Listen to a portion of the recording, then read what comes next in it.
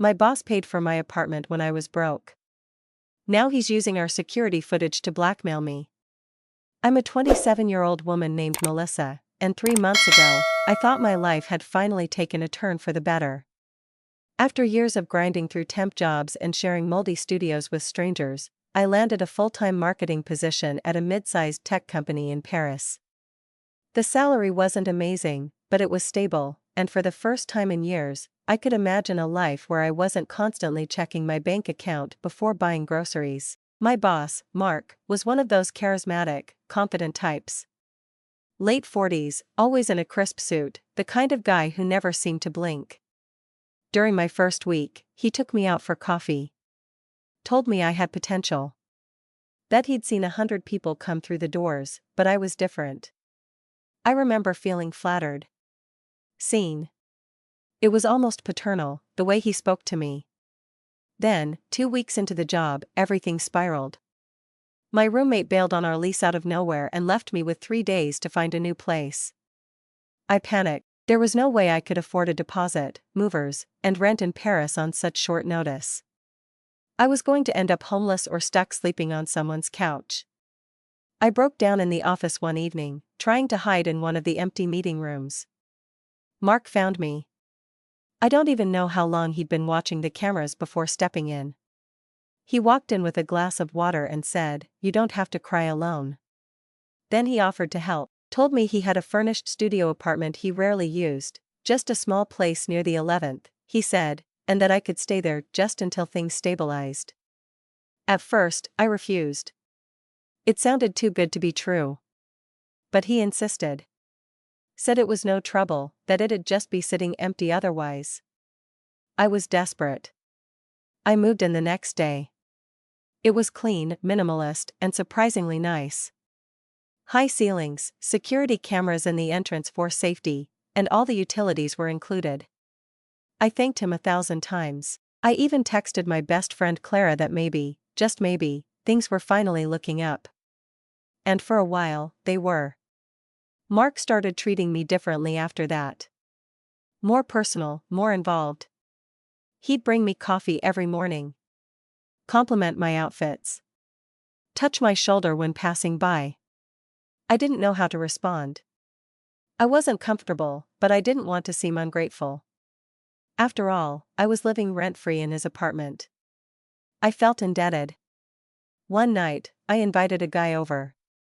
Alex, someone I'd met on an app, nothing serious. We had dinner, drank some wine, and yes, we slept together. I didn't think much of it.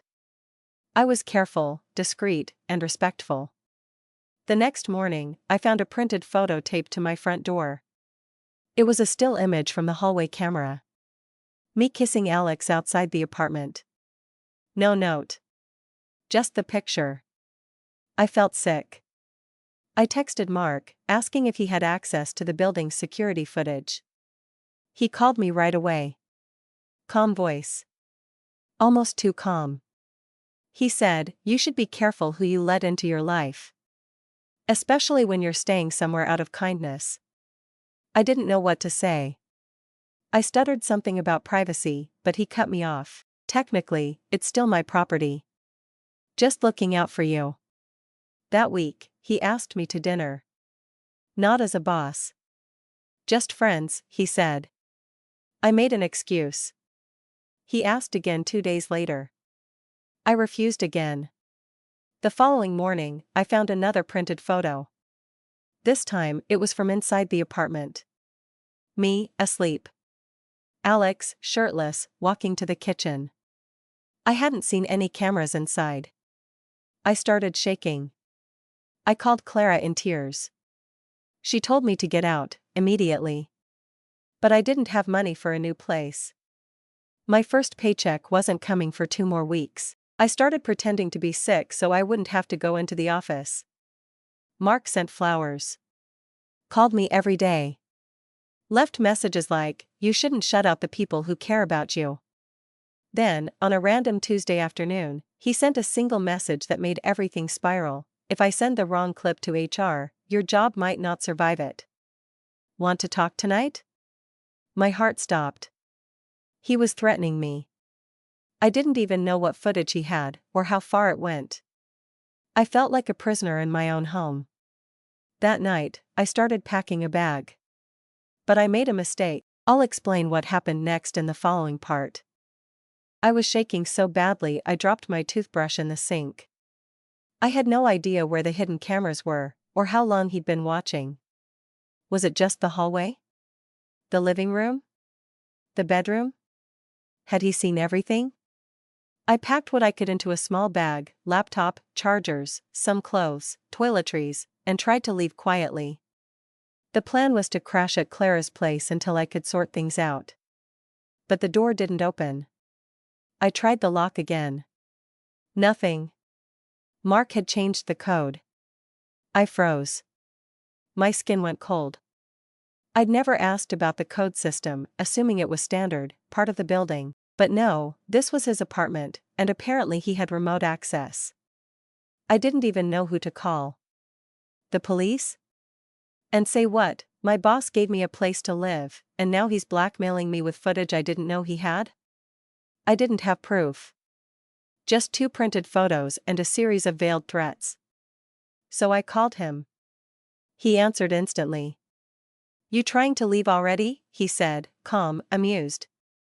I told him I was uncomfortable. That this arrangement was starting to feel wrong. He sighed like a disappointed parent and said, "Melissa, you're overreacting. I told you, I'm just watching out for you." I asked about the cameras. Inside the apartment. He didn't deny it. "It's for safety," he said. "That's all. You're a young woman alone in the city. I just want to make sure nothing bad happens to you. You think I enjoy watching hours of your boring life?" That should have been the end of it. But then he added, "You owe me. You know that, right?" That sentence. The way he said it. Cold. Factual. Like he was reminding me of a business transaction I'd forgotten. I stayed in the apartment that night. I didn't sleep. I sat on the couch with the lights on, bag next to me, phone in my hand, staring at every corner of the room trying to guess where the cameras were. I felt like I was living in someone else's eyes. The next morning, I went to work as if nothing happened. I didn't know what else to do. Mark greeted me like usual. Even winked at me. He acted like everything was normal. And for a moment, I almost convinced myself I was being paranoid. That maybe he really was just trying to help. Maybe I was imagining the malice. But then he dropped a USB on my desk, just slid it across the surface and said, "In case you ever doubt how much I've done for you." He walked away. I didn't touch it for hours. Just stared at it. When I finally opened the files, at Clara's apartment, later that night, I felt like throwing up. There were dozens of clips. Footage of me brushing my teeth, changing clothes, sleeping, sitting on the toilet. Every part of my routine laid out like I was an exhibit. And then the audio. Conversations I'd had on the phone with Clara. Me venting about work. Me calling Mark weird and overbearing. He'd heard everything. I started crying so hard I couldn't breathe. Clara grabbed the laptop and shut it, pulled me into a hug. She wanted to go to the police immediately, but I begged her to wait. I didn't want to lose my job. I didn't want to be blamed. I still had no written threats, nothing explicit. Just an apartment I technically didn't pay for and video files he could easily say I knew about. But Clara was furious. She said, "You're not going back there. Ever." And I didn't. I called in sick for the rest of the week. Mark left voicemails every day, saying I was being ungrateful, irrational, disrespectful. He asked if I still had the USB. He started showing up at Clara's building. Not to knock. Just to park across the street and sit in his car. I saw him from the window twice. And the worst part? I still had stuff in that apartment. Important papers, my birth certificate, my tax forms, even some family heirlooms from my grandmother. I didn't know how to get them back without walking into his trap. Then one night, he sent a final message. Just one line: "If you won't talk to me, I'll send the footage to your HR and let them decide if you're worth protecting." That was the night I finally cracked. But what I did next, maybe it was stupid. Or maybe it saved me. I didn't sleep. I sat on Clara's couch all night, scrolling through the photos on that USB like I was looking at someone else's life. It didn't even feel real. Every single part of my privacy, of my body, of my words, he had taken it. Framed it. Stored it. And now he was threatening to use it against me. Around 5 a.m. Clara made strong coffee and said, "You have to fight back. I don't care how powerful he is." I nodded. But I felt powerless. We went through the videos again, looking for anything that could prove what he was doing wasn't just surveillance. Clara spotted something I hadn't noticed before. In one of the clips, you could hear Mark's voice on a speaker, commenting. Laughing. It was faint, like he'd forgotten to mute his mic. That changed everything. It wasn't passive recording. He was watching me live. Reacting in real time. Clara helped me write everything down: timelines, dates, what he said, when he said it, how many times he called me outside work hours, the gifts, the friendly dinners I refused. I printed the photos he left on my door and took screenshots of the messages. I still didn't want to go to the police. Not yet. Instead, I went to our company's HR director, Isabel. She was one of the few women in upper management. Smart, always kind, probably in her late 50s. I didn't know if I could trust her, but I was out of options. I asked her to meet outside the office. She agreed. We sat in a quiet cafe, and I told her everything. At first, she looked skeptical. Then I showed her the photos. The USB. The video clip with Mark's voice. Her face changed. She said, "This is extremely serious, Melissa. But you need to know, if we go through with this, there's no going back." I nodded. I was done being scared. She promised to escalate it to legal. Told me not to come back to the office for the next few days. That they'd conduct a confidential investigation. She said Mark would be informed formally, with HR and legal present. I went home feeling like maybe, I was finally taking control. But 2 days later, Clara got a message on Instagram. From a fake account. It said, "You should have kept your friend in check. She's going to regret this." We knew it was him. That night, Mark finally stopped being subtle. He sent me a long, unhinged voice message. He was furious. Said I was trying to ruin a man's life over nothing. That I was just another manipulative little girl using victimhood to climb. Then came the line that made me freeze: "Do you really want your parents seeing what you do at night? Because that's next." He had already tracked them down. Clara and I spent that night searching every wall socket, smoke detector, vent in that apartment for possible hidden devices. We were sure he had backups, maybe even remote access. We needed to be certain he couldn't leak more. We found 2 tiny, black pinhole cameras. One behind the mirror in the bathroom. One in the bedroom light fixture. We filmed everything. Sent it to Isabel. The next morning, Isabel called me in panic. Mark had vanished. Didn't show up to work. His company phone was off. Legal didn't know where he was. Then I got an email. From his personal address. No subject. No body. Just one attachment. A video of me. Crying. On that first night in his apartment. He'd zoomed in on my face. Added background music. Slow motion. It was so violating I threw up. Clara said we needed to go to the police. No more waiting. We printed everything. The USB files. The photos. The emails. The screenshots of fake accounts. And we walked into the police station near her apartment. I was terrified. I thought they wouldn't believe me. That they'd say it was my fault for accepting the apartment. That it was all misunderstood kindness. But the officer who took our statement looked disgusted. Genuinely. He told me he had a daughter my age. Said we were doing the right thing. They filed an official complaint, opened an investigation, and gave me a contact in their cybercrime unit. It felt like I was finally breathing again. But Mark wasn't done. 2 days later, he posted something that made everything spiral even worse. Something I never imagined he'd dare to do in public. It was a Saturday morning when Clara burst into my room, phone in hand, face pale. She didn't even knock. She just said, "Melissa, check LinkedIn. Now." I thought maybe Mark had updated his status or changed jobs, but when I opened the app, my heart dropped straight into my stomach. He had posted a video. Publicly. On his professional profile.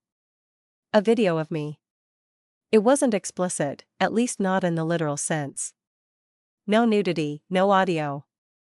Just a creepy montage of me in the apartment, cooking, brushing my hair, walking around barefoot, laughing at my phone. He'd edited it like it was a promotional clip. A twisted, stalkerish tribute titled, "The People We Help. The Gratitude We Get." The post caption read, "Sometimes, we open our homes and hearts to those in need. What they give in return isn't always what we hoped. Hashtag leadership, hashtag trust, hashtag betrayal." And people were liking it. Commenting things like "powerful message" and "more managers should lead like this." No one knew what they were watching. No one knew it was me. But I knew. The kitchen tiles. The lamp. The damn pajamas I'd worn a dozen times. I started shaking. Hyperventilating. Clara tried to calm me down, but I couldn't stop staring at the post.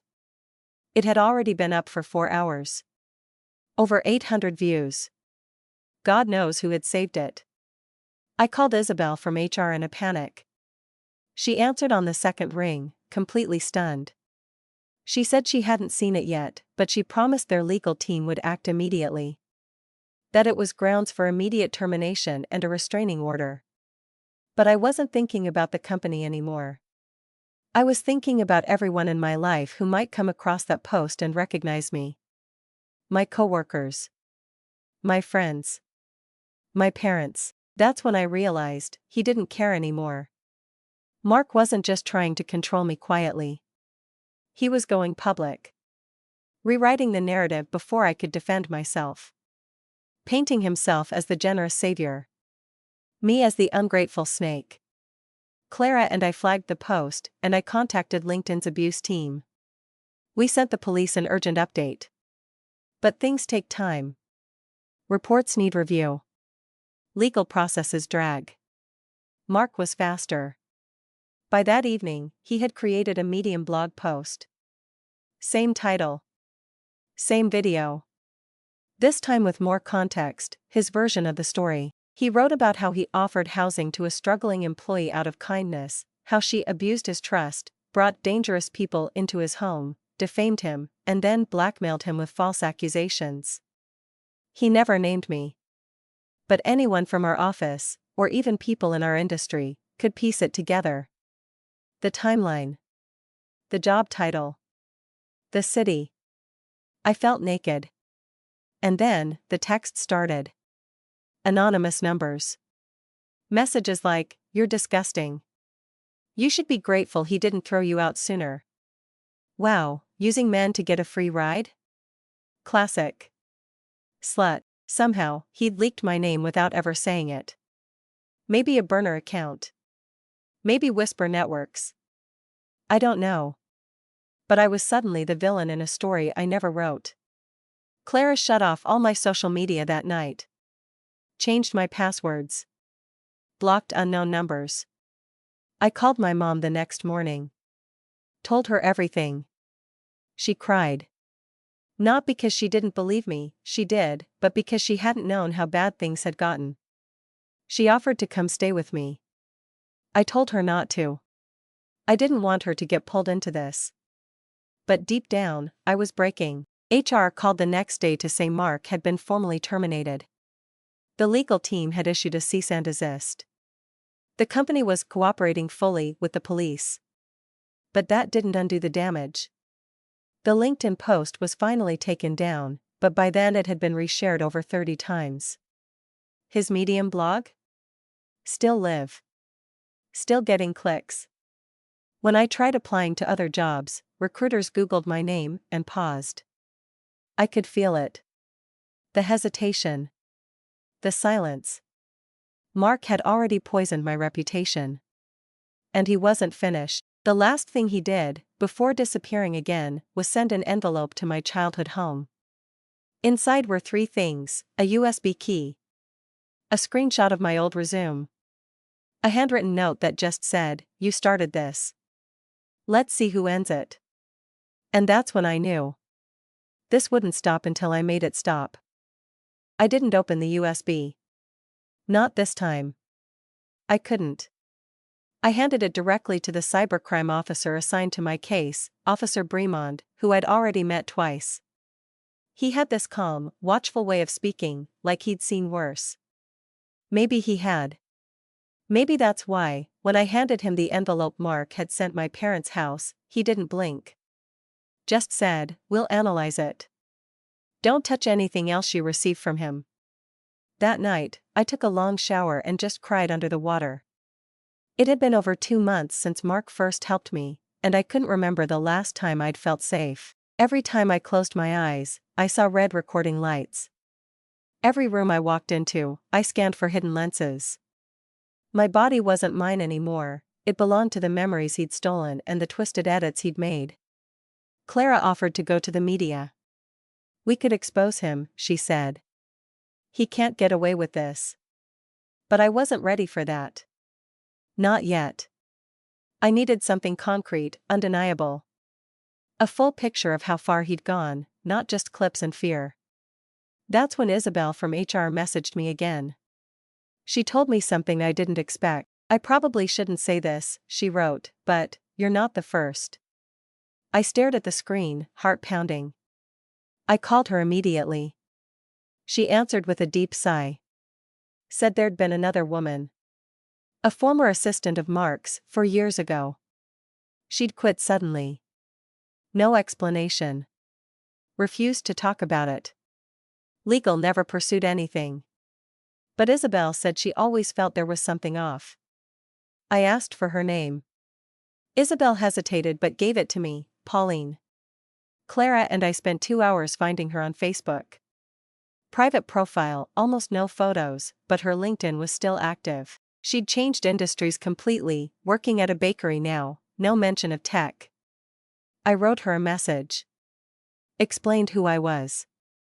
That I'd worked under Mark. That I was going through something I didn't know how to explain. I didn't expect her to respond. But the next day, she did. Her message was short, but it made me nauseous. "You're not crazy. He did the same to me. Worse maybe. I still have nightmares. I never told anyone. I couldn't prove anything. But if you're speaking up, I'll back you." We arranged a call. I'll never forget her voice, quiet, slow, trembling at first. She told me Mark had offered her a room to stay in when she got evicted. That he'd been like a mentor to her. That he used the cameras to control her movements, guilt-trip her into dinners, force her to stay in his orbit. She didn't say if he ever physically touched her, but the way she said, "He knew exactly how to make you feel like the monster," said enough. When I asked why she never came forward, she just said, "Nobody listens when the monster wears a tie." That call lit something in me. I called Officer Bremond again. Told him about Pauline. Told him I was ready to press charges. I wanted everything out in the open. Not just complaints. Not just incidents. Criminal charges. He told me the USB Mark had sent contained multiple files. Not just of me, but other women. Some blurred. Some labeled by date.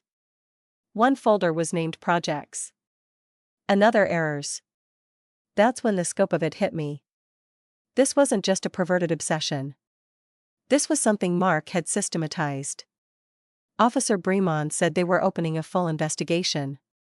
That they'd request warrants for Mark's personal computer, his cloud accounts, and, if they could locate it, his second apartment. I asked. Wait, what second apartment? He hesitated, then said, we traced an IP from one of the camera feeds you mentioned. It's not the unit you were in. It's another address registered to him. We think he's been using it for storing material. A chill ran down my spine. I had to keep working in the meantime, but word had already started to spread in my company. Mark's name had been quietly erased from internal systems, his office reassigned. But some people had questions. Whispers in the hallway. A few curious glances in the break room. I knew they didn't know the full story. I prayed they never would. But I couldn't shake the feeling that this wasn't over. That Mark, wherever he was hiding, wasn't done with me. And then, one afternoon, I got a voicemail. It wasn't from his number. It was from a landline. But I'd know that voice anywhere. He just said, Melissa, you're not as smart as you think. You think they can protect you? You think this is justice? Don't play games you can't finish. He sounded calm. Too calm. That was the last straw. I decided I wasn't going to hide anymore. If he wanted a game, fine. I'd give him one. But on my terms. I don't think I've ever felt more awake in my life than I did after that voicemail. Not afraid, beyond that. Something sharper. Like I'd crossed the line between survival and something else. Anger, maybe. Rage, but colder. I called Officer Bremond and played him the message. He told me to save it, send a copy, and avoid contact. We'll find him, he said. But he didn't sound confident. That night, Clara and I talked for hours. I told her everything Pauline had said. The extra apartment. The folders. The voice message. The fear that even if the police caught him, it wouldn't erase what he'd already done to me, or to the other women. That's when Clara had an idea. She said, let's make sure he can't hide anymore. We didn't go to the press, not yet. Instead, we contacted a lawyer. A woman named Miriam who specialized in tech crimes and sexual harassment. She was the first person who didn't flinch when we explained what Mark had done. She said, flatly, you're dealing with someone who's done this before. Probably more times than you know. She helped us draft a formal civil complaint. We included Pauline's statement. My own videos. Screenshots. The USBs. Everything. Miriam said the goal wasn't just to stop him, it was to expose his pattern. A few days later, the police found Mark's second apartment. It was empty. Sterile. Like a hotel room someone had erased themselves from. But they found backups. Hard drives. Labeled with initials, folders dated over 5 years. More footage. More women. Some had names. Some didn't. That was the moment I realized just how many people he'd done this to. The police sent out witness requests. HR released a confidential internal statement inviting anyone with concerns about Mark to come forward. I heard from Isabel that 2 more women, former interns, had quietly given statements.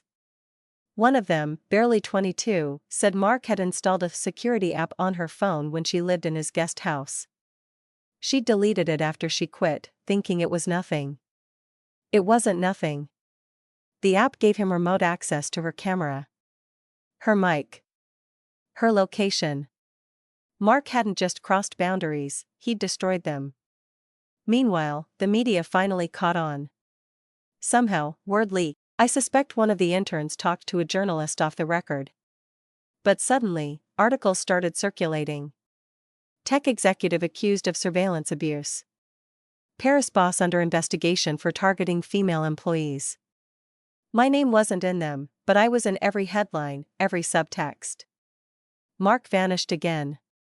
The police believed he was still in France but using fake names, maybe cash rentals. He'd gone full ghost.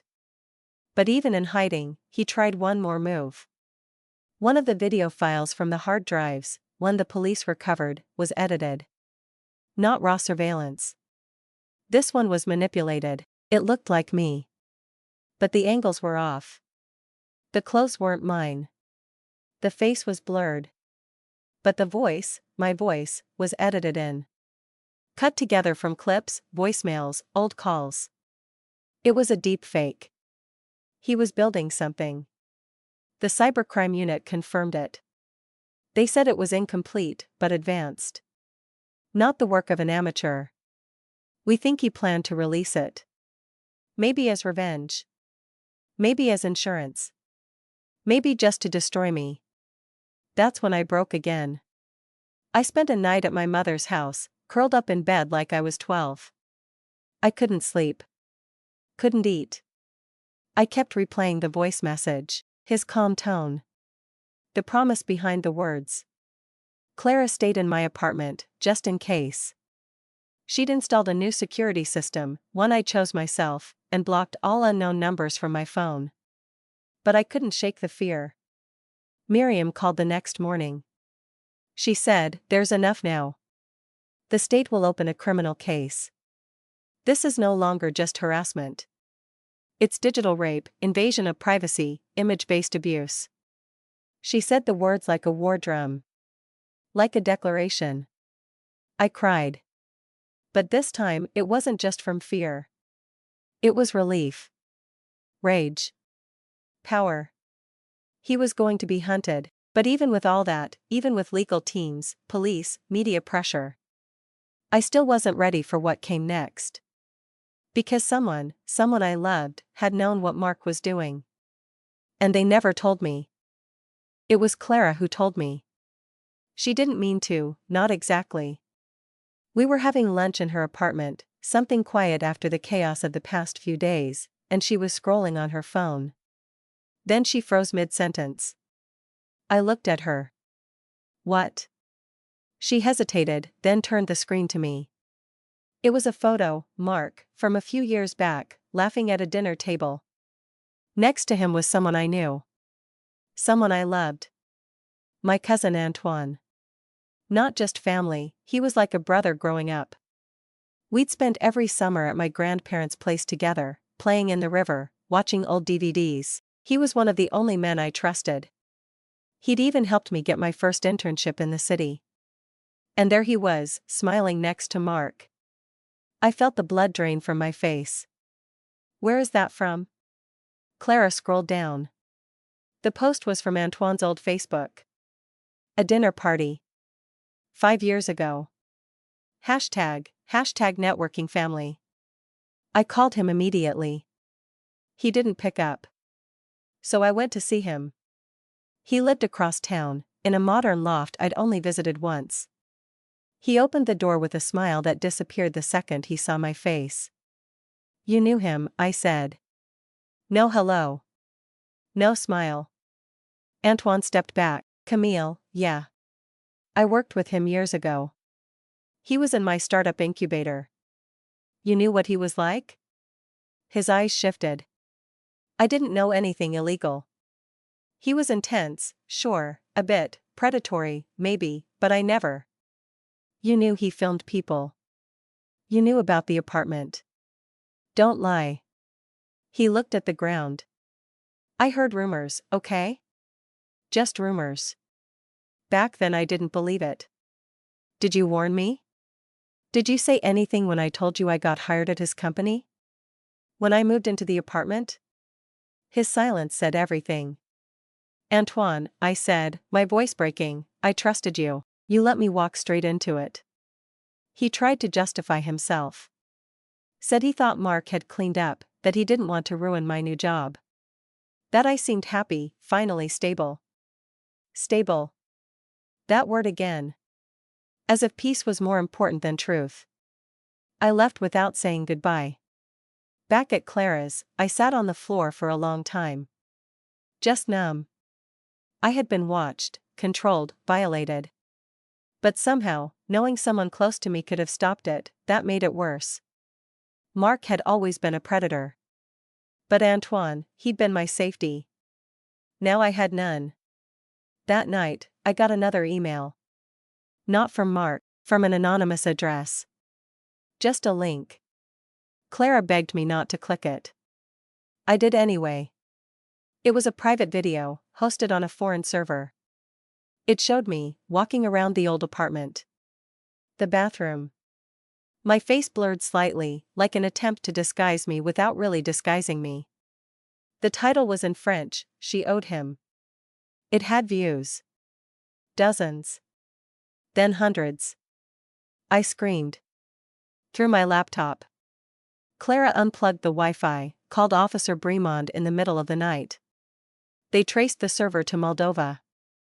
Dark web adjacent. Someone had either sold the footage or Mark had uploaded it himself as a final act of humiliation. And still, he wasn't found. Interpol was alerted. A red notice was considered. But without knowing exactly where he was, the process dragged. I couldn't sleep. Couldn't eat. I was nothing but nerves and shakes and rage.